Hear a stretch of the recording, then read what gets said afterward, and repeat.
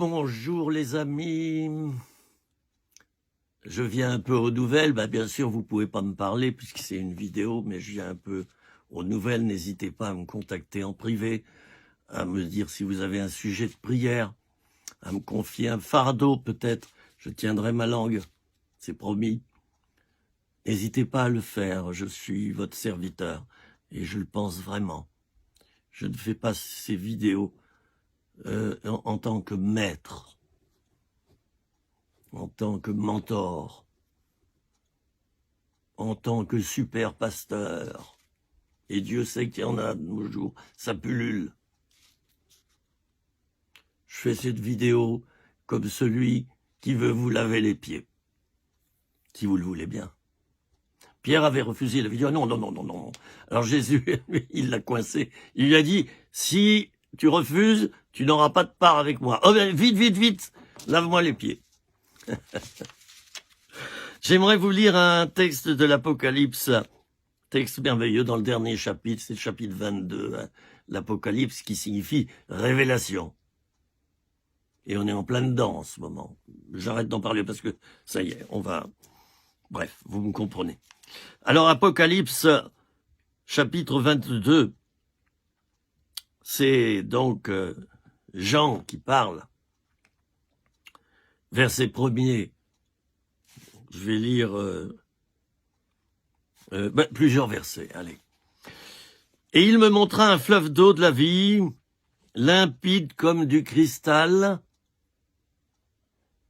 qui sortait du trône de Dieu et de l'agneau. Au milieu de la place de la ville et sur les deux bords du fleuve, il y avait un arbre de vie, produisant 12 fois des fruits, rendant son fruit chaque mois, et dont les feuilles servaient à la guérison des nations.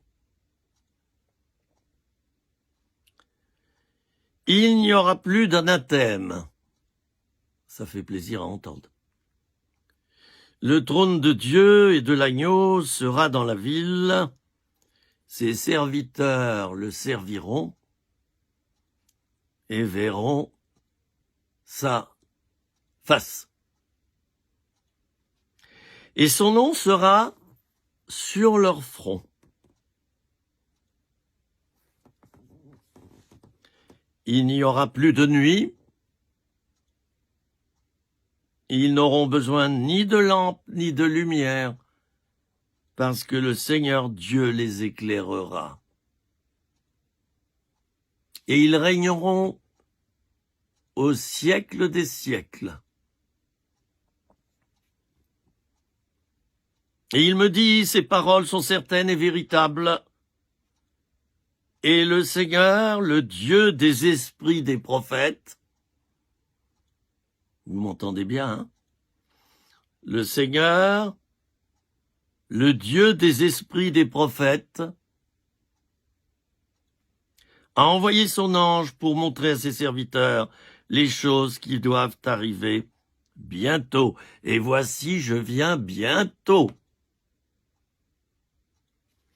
Heureux celui qui garde les paroles de la prophétie de ce livre, c'est moi, Jean, qui ai entendu et vu ces choses. Là, je viens de lire le début du verset 8. Je passe au verset 11. Que celui qui est injuste soit encore injuste. Que celui qui est souillé se souille encore. Et que le juste pratique encore la justice. Et que celui qui est saint se sanctifie encore. Voici, je viens bientôt. Et ma rétribution est avec moi pour rendre à chacun selon ce qu'est son œuvre. Je suis l'alpha et l'oméga, le premier et le dernier, le commencement et la fin. Heureux ceux qui lavent leurs robes afin d'avoir droit à l'arbre de vie et d'entrer par les portes dans la ville. Dehors, les chiens, les enchanteurs, les impudiques, les meurtriers, les idolâtres et quiconque aime et pratique le mensonge. Je vais relire cette dernière portion. Et quiconque aime et pratique le mensonge. J'ai brusquement mal à la gorge. Et vous aurez compris ce que j'aurais voulu dire et que je ne peux pas dire. Parce qu'il y a des mauvaises oreilles.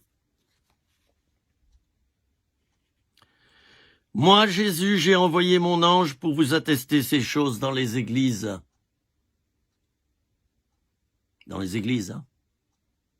Pas à l'extérieur, dans les églises, là où sont les chrétiens, qui sont la cible principale de ces paroles. Je suis le rejeton et la postérité de David, l'étoile brillante du matin. Verset 17, et l'esprit et l'épouse disent, viens. Et que celui qui entend dise, viens. Celui qui entend, c'est nous. Il faut que tu puisses dire, viens, Seigneur Jésus. Et que celui qui a soif vienne.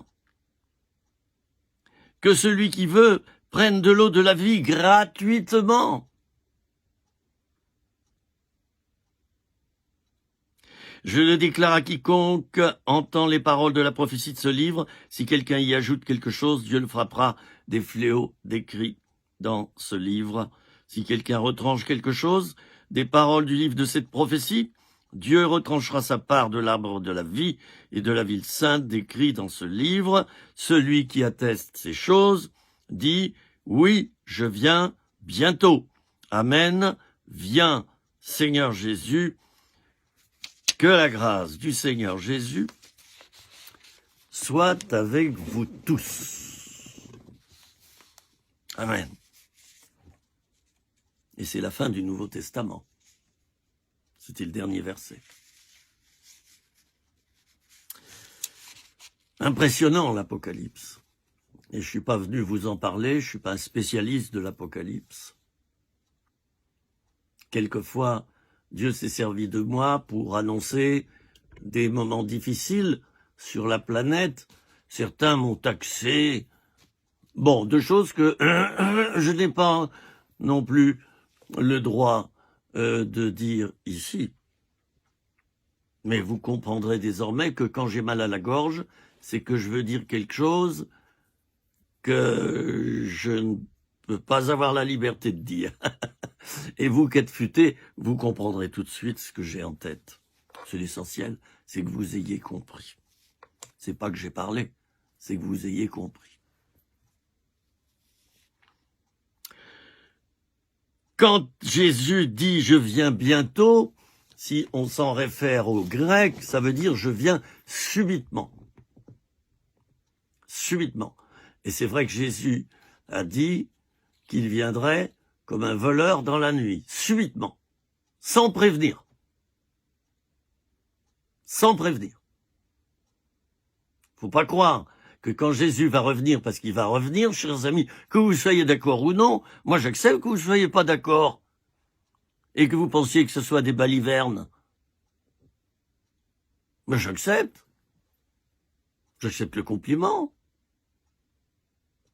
Parce que si vous pensez que je dis des balivernes, ça veut dire que vous pensez que l'Apocalypse est un livre de balivernes, vous avez un léger problème. Vous avez un léger problème. Matthieu 24, tout ça, non? Ah, vous l'avez retiré, hein? Certains pasteurs ou prêtres ont, n'est-ce pas, utilisé des ciseaux et ils ont découpé des textes. La parole de Dieu est devenue leur parole à eux.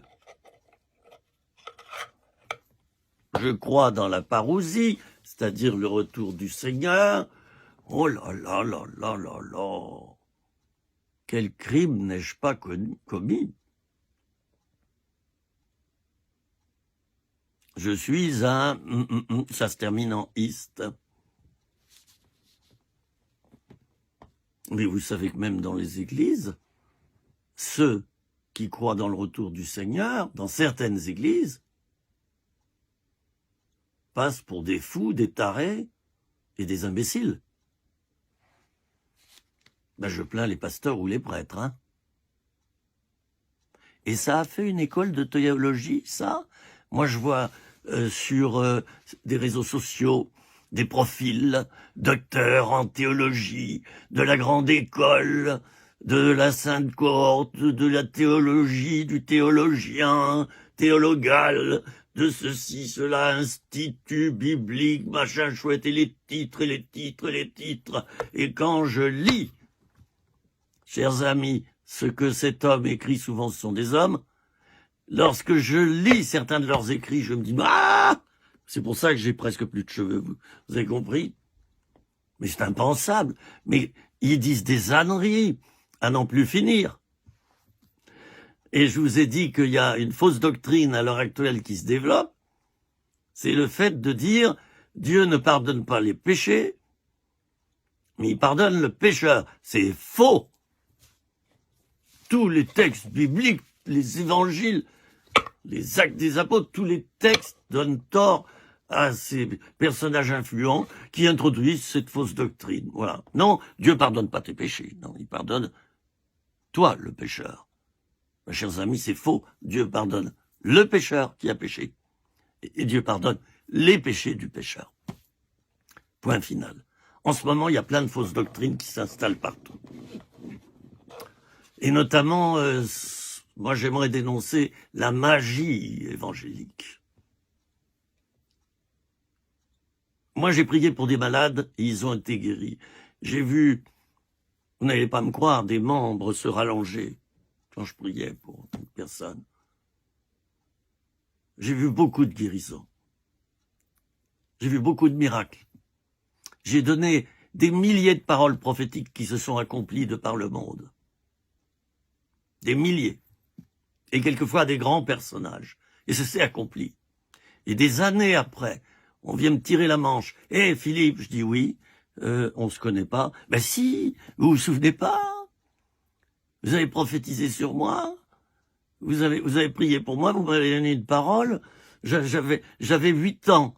Je faisais partie des fabricants de joie. Et vous m'avez dit que j'aurais un ministère musical et que je prêcherais au travers de la musique. J'ai 25 ans. Je suis chanteur. Et je prêche et j'annonce le Seigneur au travers de mes chants et de ma musique. Des centaines de personnes sont venues à moi. Vous allez croire que je me vante? Je vous laisse avec cette foi que vous avez. Moi, je me vante pas. Mais on voit un vrai ministère de prophète à l'accomplissement des paroles qu'il donne. J'en ai donné des milliers de par le monde. J'ai fait des erreurs. J'ai un taux, chaque ministère prophétique a un taux d'erreur. Pourquoi le cacher? Chaque pasteur a un taux d'erreur. Chaque évangéliste. Chaque apôtre. Chaque docteur. Ça ne veut pas dire que la soupe, elle est mauvaise, parce qu'il y a un petit grain de poivre quelque part. Alors j'en ai donné des paroles, et on m'a accusé quelquefois, quand je donnais des paroles pas faciles à entendre, on m'a accusé, hein. On m'a traîné dans la boue. Et j'en ai vu de toutes les couleurs. Les plus importants ennemis qui se sont levés contre moi, ça a été des pasteurs. Pourquoi le cacher? Et j'ai le sourire. Si je leur en voulais, je serais comme ça, là. On fera que j'aille chez le dentiste. C'est vrai, j'y suis pas allé depuis 5 ans. Et j'ai des petits morceaux de dents qui sont tombés. Il va falloir que j'arrange ça pour que dans les petites vidéos, on voit pas ces petits machins, là. Ben oui, quand t'es dans un ministère prophétique ou un ministère d'évangéliste très actif ou un ministère pastoral vraiment consacré, profond, docteur, apôtre. Les apôtres, ça existe. Je vois des fausses doctrines défiler sur les réseaux sociaux, mais constamment.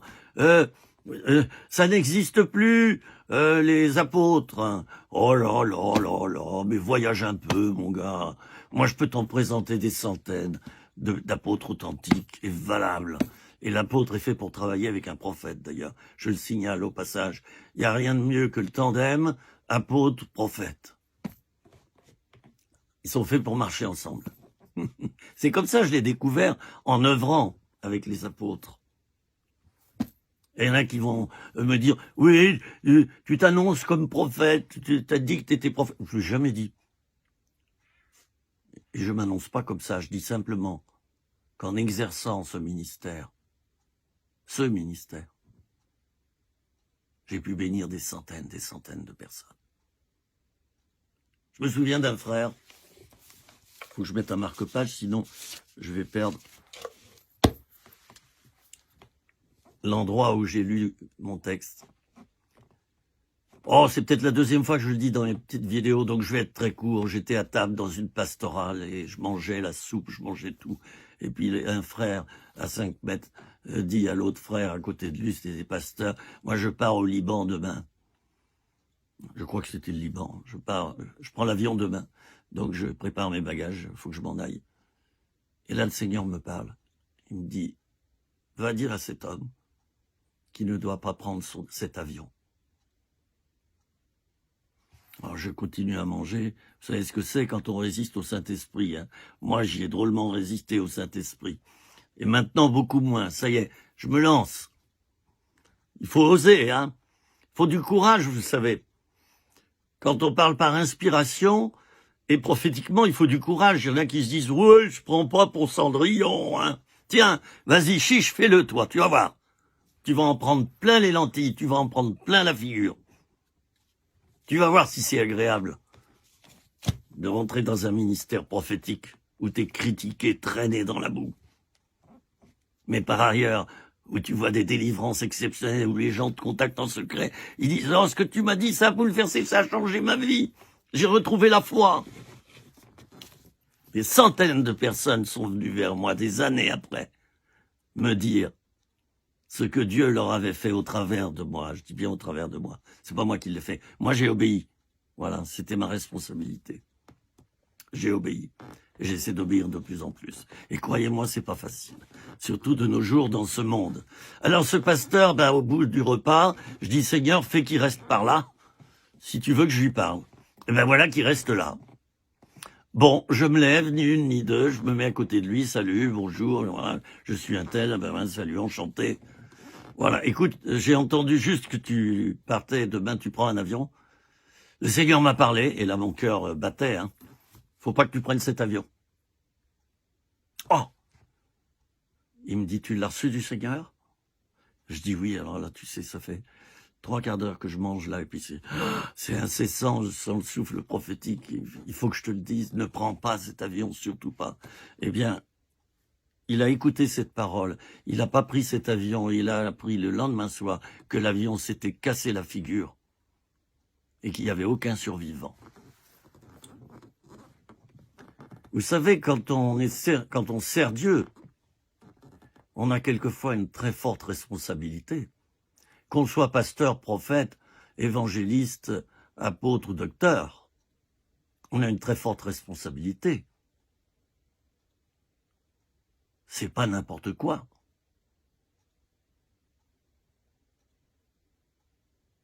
C'est difficile. 5 ministères, les amis. Parmi les catholiques, on ne croit qu'à un ministère, c'est tout. Les prophètes se meurent. Les évangélistes, on les tolère. Les docteurs, on les élève. Et les apôtres, il n'y en a plus. C'était du temps de Jésus. Il y en a eu 12. 12 apôtres. Et seulement 4 évangélistes. C'est tout. Hein? 4 évangélistes, ceux qui ont écrit les 4 évangiles. Mais le ministère d'évangéliste n'existe pas. Ça, c'est chez mes frères catholiques. Je le dis avec respect, hein. Je suis en train de décrire ce que vous enseignez, ce en quoi vous croyez. Et vous avez le droit de croire ça, mais dans la pratique, je suis désolé. Moi, j'ai voyagé dans le monde entier et j'ai rencontré des milliers de ministères. J'ai bien vu qu'il y en avait 5. Et quand vous vous mettez seulement comme ministère le prêtre, vous bâillonnez les autres ministères. C'est pour ça qu'il y a autant de problèmes parmi vous. Oh, mais attendez, je vais parler maintenant des pasteurs, parce que c'est pas mieux. C'est pas mieux, les amis. Il y en a qui vont croire que je veux manger du catholique, là, aujourd'hui. Oh, mais attendez voir, amis catholiques, continuez à m'écouter, avant de vous faire une opinion de moi. Je vous ai dit que mon frère, dans la chair, est prêtre catholique. Alors j'aimerais vous dire que parmi les pasteurs, on a fait exactement la même chose. Peut-être un peu mieux. Et on a établi le pasteur. Et je le dis avec humour, le petit pape. Il gère tout dans l'assemblée, il fait tout. Il prêche, il prie pour les malades, il fait la prière, il se lève, il fait chanter, il fait tout.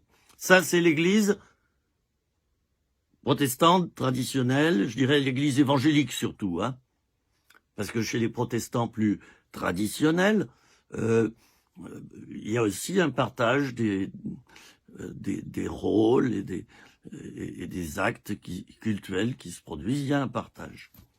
Mais chez les évangéliques, il y en a beaucoup moins. Heureusement, les choses changent. Hein. Heureusement. Et on partage maintenant. Voilà. Alors, il y a certaines églises évangéliques qui ont reconnu les 5 ministères. 5 ministères. Pourquoi je prends ma main?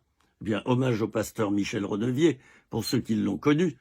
Je l'ai eu comme enseignant à l'école biblique en 1975, et il nous avait fait dessiner notre main sur notre feuille de cours. Puis il nous a dit, voilà, ça c'est l'apôtre. Ça, c'est le prophète. Ça, c'est l'évangéliste. Ça, c'est le pasteur. Et ça, c'est le docteur. Vous voyez, je connais par cœur. Hein. Voilà. Alors, le docteur, c'est celui qui enseigne la parole, le fondement de la parole. Hein, l'Église est l'appui et la colonne de la vérité. D'accord? Et son fondement, c'est donc la vérité, et la vérité, c'est Jésus, hein, mais la vérité, elle est contenue abondamment dans la parole de Dieu. Alors le docteur, c'est un enseignant. Il sait décortiquer la Bible, il sait l'expliquer comme pas d'autre.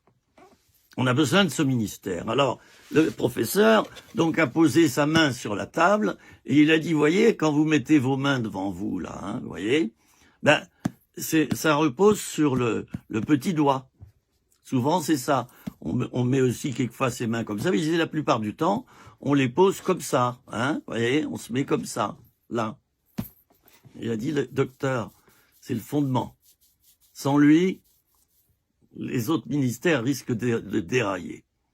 Alors ensuite, il nous a parlé du prophète. Le prophète, souvent, il va désigner, il va dévoiler, exhorter, faire du bien. Il va vraiment encourager. Et puis il va reprendre. Et puis il va montrer du doigt le péché. Pas facile pour lui.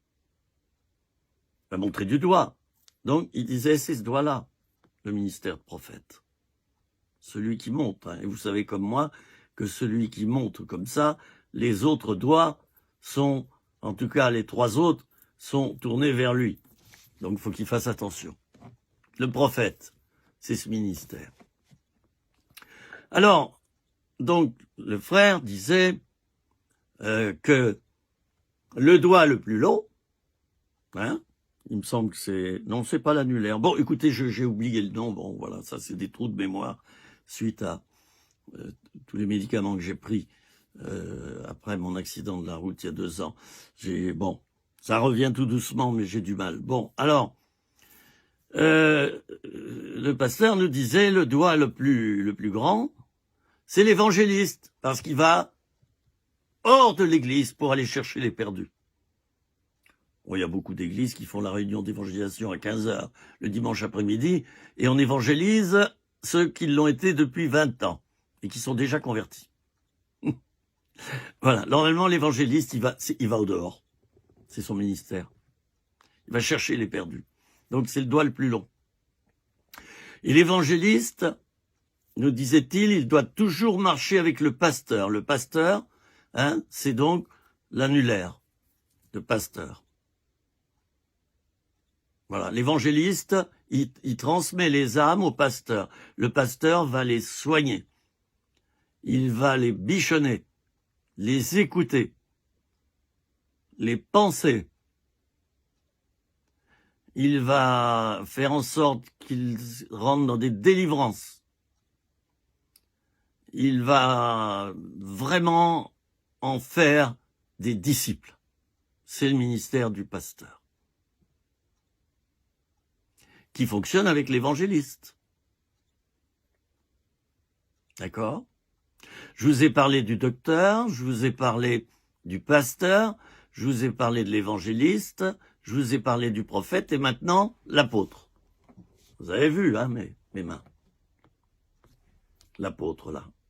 La caractéristique du pouce, c'est qu'il est capable de toucher chaque autre doigt. D'accord ? Essayez de le faire avec d'autres doigts, c'est faisable, relativement faisable, mais difficile. Tandis que là, avec le pouce, regardez. Vous voyez, je touche tous mes autres doigts. D'ailleurs, il y en a qui font comme ça, le Grisby, hein. Ils savent faire. Alors l'apôtre, c'est un fondateur d'œuvres, d'église. L'apôtre est constamment en mouvement, c'est un fondateur. L'apôtre Paul était sans cesse en voyage, fondait des églises, des communautés. Il circulait comme ça. Donc l'apôtre, c'est un fondateur d'œuvres, et il a en lui également, en germe, je dis bien, le fondement des 4 autres ministères. C'est pourquoi il peut bien les comprendre et bien les ordonner dans l'Église. Voyez ? Alors je vous ai dit que l'apôtre fonctionne avec le prophète. D'accord ? Vous voyez, le prophète, c'est lui, c'est ce doigt-là qui montre. Et vous avez vu que l'apôtre, eh bien, il travaille avec le prophète, vous voyez ? Là, il fait un avec le prophète. Et le prophète va dire à l'apôtre, tu sais, voilà, cette église, il y a un problème. Là, je vois tel problème, telle personne, voilà, là, voilà, là. Le rôle du prophète, c'est de dévoiler. Pour produire du bien, bien sûr, pour faire du bien, pas pour détruire. Alors l'apôtre, il écoute. Parce que le prophète reçoit par révélation. Alors l'apôtre, il écoute. D'accord. Il tient compte des révélations du prophète, ce qui fait qu'il est beaucoup plus juste dans son ministère. Il est confirmé. Et il reçoit des directions que le prophète lui-même reçoit de Dieu. Et c'est pour ça qu'il faut qu'ils fonctionnent ensemble. Parce qu'ils s'apportent mutuellement beaucoup de choses. Et le rôle de l'apôtre, c'est d'encadrer le prophète. Un prophète, ça a besoin d'être encadré. Moi qui suis dans le prophétique, je suis en relation avec des prophètes. Et j'échange régulièrement par téléphone avec eux. Et je recueille leur avis. On ne travaille pas tout seul. C'est dangereux. On compare ce qu'on a reçu avec les autres. Alors l'apôtre, il a un rôle particulier, c'est d'encadrer le prophète. Il va le rassurer, le sécuriser, lui dire oui, tu as raison, oui, en effet. Ah oui, tiens, tu m'as dit ça, je vais en tenir compte. Et il fait du bien au prophète, qui lui a besoin, bien sûr, d'être quand même pas mal reconnu, parce qu'il travaille dans l'invisible beaucoup plus que les autres ministères. Beaucoup plus dans l'invisible. Il prend des risques constamment, le prophète. C'est celui des ministères où il y a le plus de risques de se planter. Il fonctionne par inspiration, par révélation. On dit que le prophète, c'est la bouche de Dieu. Dieu parle par sa bouche. Alors un prophète, il est élevé, il est abaissé d'abord par la souffrance. Il va passer des années à souffrir avant d'être prêt. Il va découvrir l'humilité et la mettre en pratique. Il va découvrir la vie de prière. Un prophète, c'est un homme, une femme de prière. Il va découvrir le discernement. Et un discernement, ça se forge en nombre d'années et d'expérience. Ça se forge pas comme ça. Il y en a qui confondent le discernement avec le don du discernement des esprits. Le don de discernement des esprits, c'est un don que quelqu'un reçoit et qui lui permet de discerner 3 sortes d'esprits: l'esprit de l'homme, l'esprit de Dieu et l'esprit satanique. Voilà.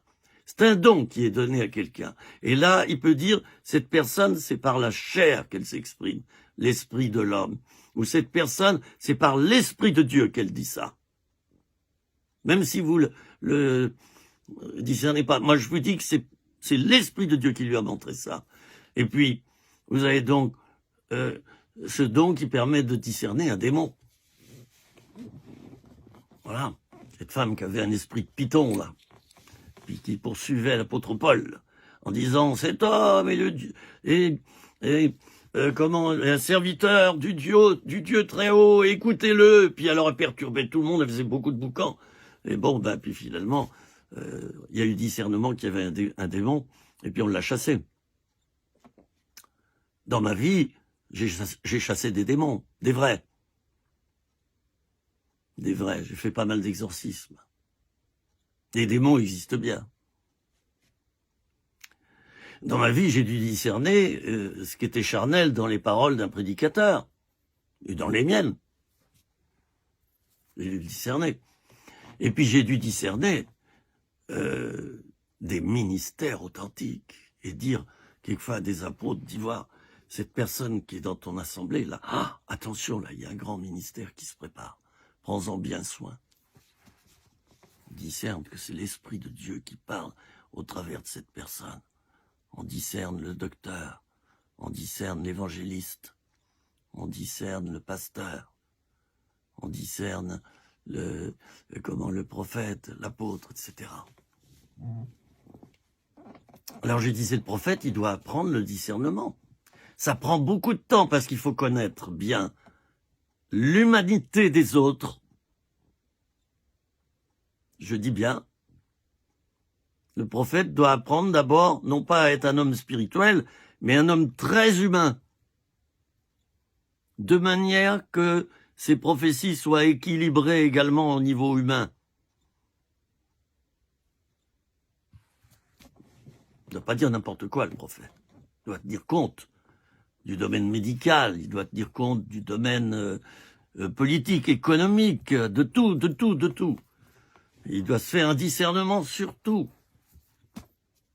de manière à être assez juste et équilibré dans les prophéties qu'il annonce. Le prophète, c'est pas un diseur de bonne aventure.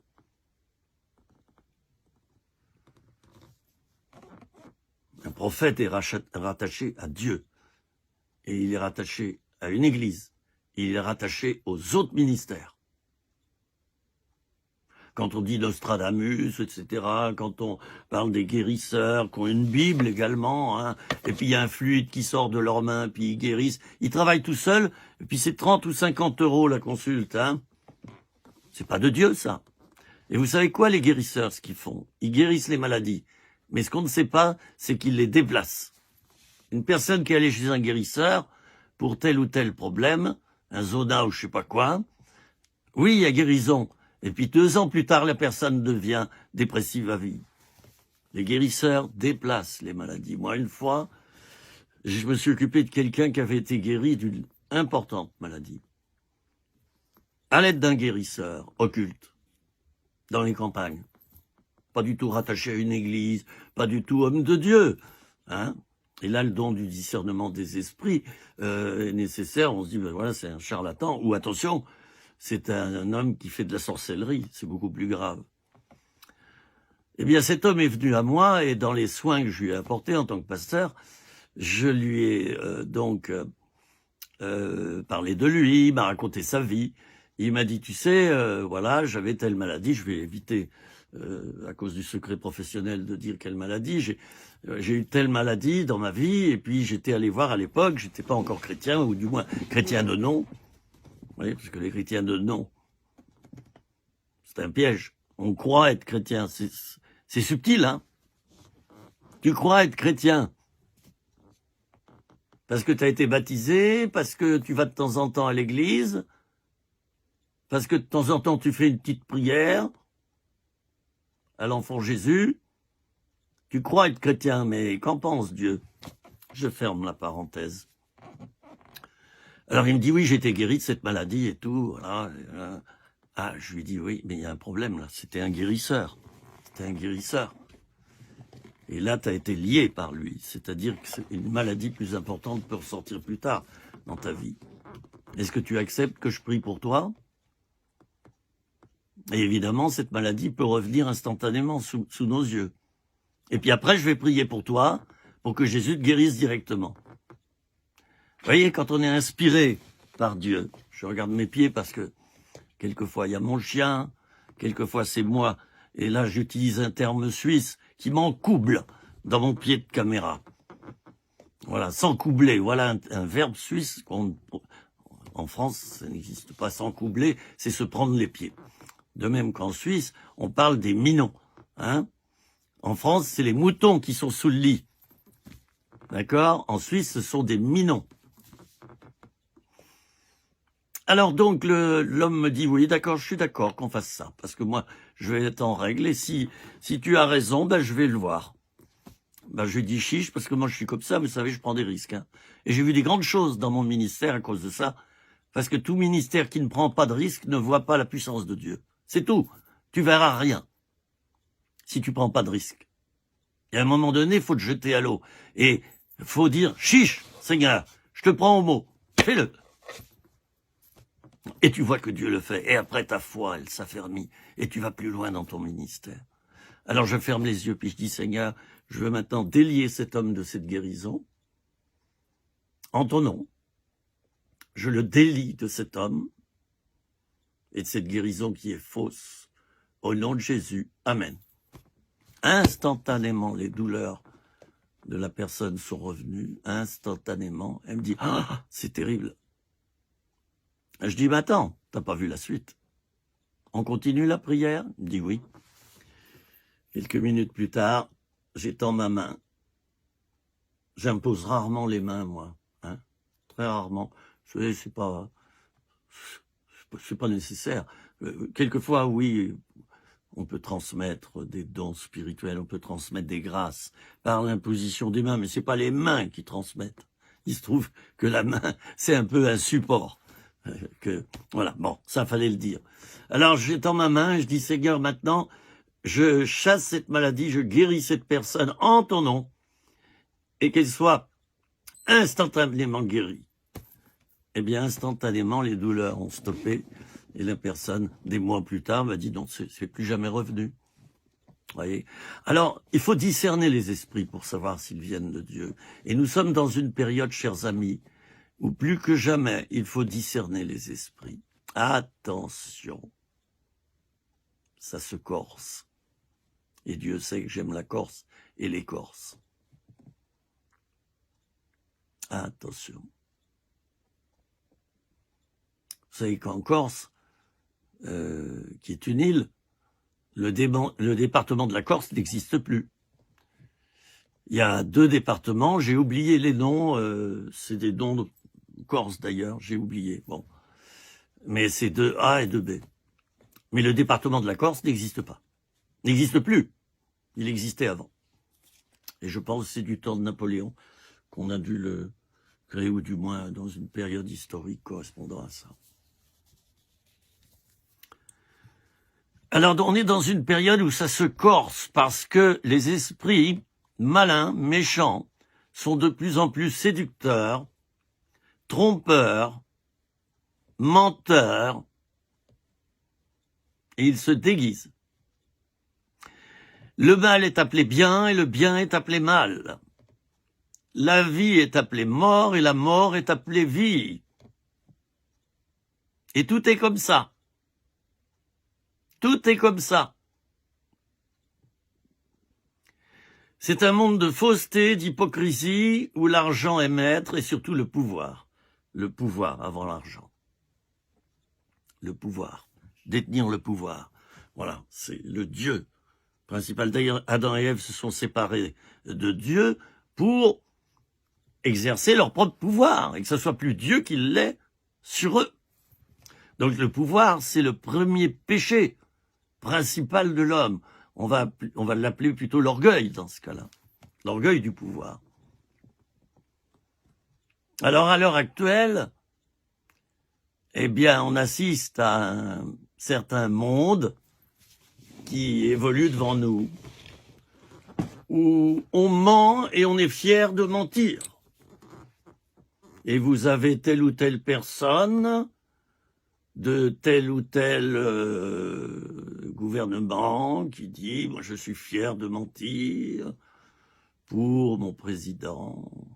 Je ne cache pas que je suis fier de mentir pour lui. » C'est dit, maintenant les gens mentent effrontément au micro. Ils mentent et prophétisent le mensonge et ils disent des mensonges. Ils sont fiers de mentir. C'est devenu à la mode de mentir. Satan, dans la Bible, est appelé le père du mensonge. Et je vous ai lu un texte, magnifique, magnifique ce texte, dernier chapitre de l'Apocalypse, où il est dit dehors, quiconque aime et pratique le mensonge.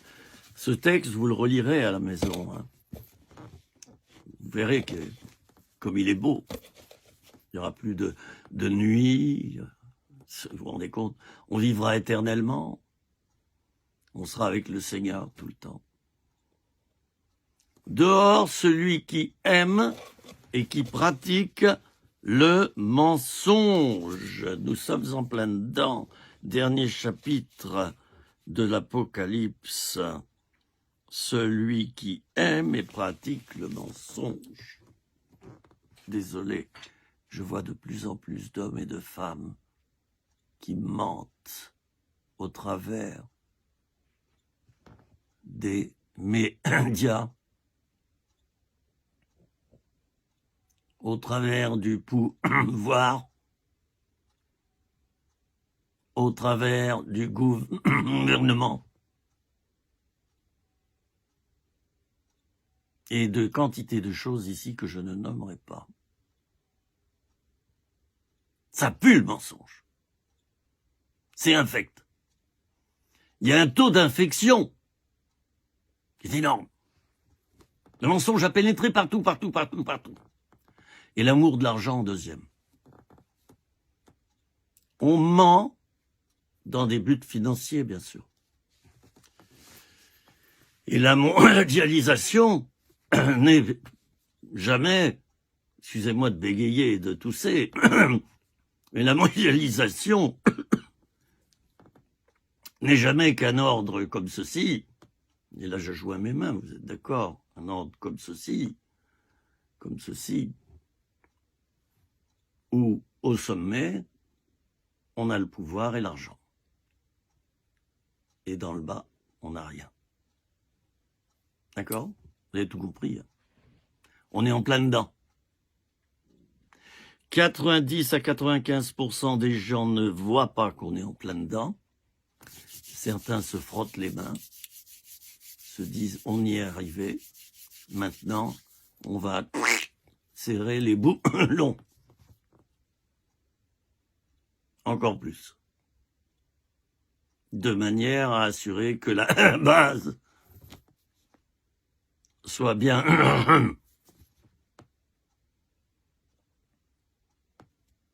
on est en plein dedans. 90 à 95% des gens ne voient pas la chose arriver. Et je termine par là, chers amis, et puis je suis un petit peu fatigué. Vous voyez, j'ai mis un petit banc sur... j'ai mis un petit banc, c'est sympa, sur mes genoux, ça fait mon porte-bible. Impeccable, ça, c'est pratique. C'est mieux que si j'avais une chaire de prédication. Ah, il y en a qui aiment ça, les grandes pompes, les discours, la déco, les drapeaux. Oh, voilà. Et puis alors, c'est un tel va vous parler. Oh, c'est valable dans les églises, c'est valable dans tous les milieux.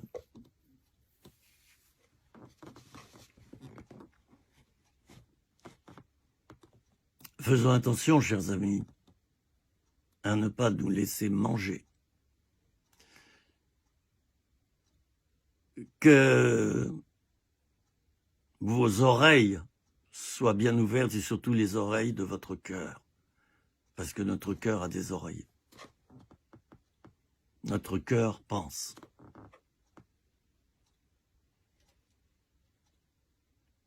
Notre cœur a des émotions.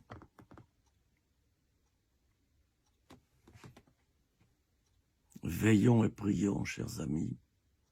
Il y a beaucoup trop de vierges folles dans les églises. Beaucoup trop de vierges folles. Une majorité. Il y a très peu de vierges sages. Et ça m'afflige tous les jours, si vous saviez. Bien souvent, je saute un repas pour jeûner, prier et verser une larme sur les vierges folles, qui sont des chrétiens, bien souvent convaincus, mais complètement à côté de la plaque. Complètement à côté de la plaque. Vous ne pourrez pas parler du retour du Seigneur à ces personnes-là. D'ailleurs, la parabole nous dit qu'elles sont absentes au retour du Seigneur. Elles sont parties chercher de l'huile. Ah oui, chez le garagiste, c'est le comble. Au lieu d'aller le chercher auprès du Seigneur lui-même.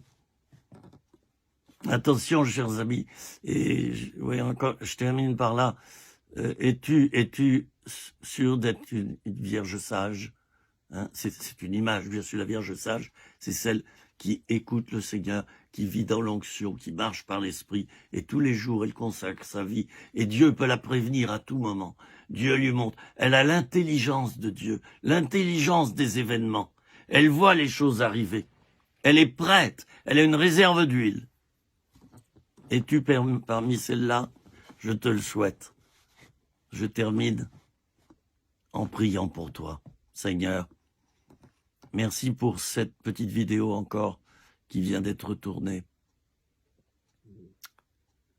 Et merci pour le message que tu as bien voulu transmettre. Que ta grâce repose sur chacune de nous et que nous soyons trouvés sages et prêts à ton retour. J'ai prié au nom de Jésus et je prie spécialement pour mes amis, collègues, pasteurs et prêtres. C'est un milieu que je connais bien et que j'aime.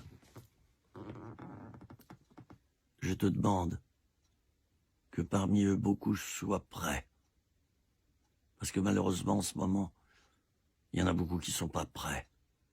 Ils croient être prêts. Mais en fait, ils ne le sont pas. Et c'est le comble de la séduction. C'est le summum de la séduction. Alors, Seigneur, bénis vraiment mes confrères qui auraient peut-être besoin d'un éclairage et qu'ils le reçoivent parce qu'ils sont bien souvent sincères. Merci Jésus, amen. Bien, il fait très chaud, on a eu jusqu'à -6, -8 en montagne. Donc j'ai mis le chauffage au max chez moi et je porte plusieurs épaisseurs. Voilà, j'espère que vous avez chaud. Et peut-être que vous regarderez cette vidéo en été, alors c'est le comble, hein. Vous allez me dire, ouais, regarde, j'ai à peine un t-shirt et je sue à grosses gouttes. Bon, en tout cas, je vous souhaite de passer une bonne saison et surtout une bonne saison spirituelle. Je vous embrasse chacune d'entre vous. J'espère que je n'ai blessé personne. Et portez-vous bien. Et surtout spirituellement, n'oubliez pas, le plus important, c'est la bonne santé spirituelle. C'est à cela que vous devez veiller, pas d'abord à votre portefeuille, ou à votre santé. Bien sûr, la santé, c'est indispensable, mais la santé spirituelle d'abord. À bientôt, au revoir, à bientôt pour une nouvelle petite vidéo.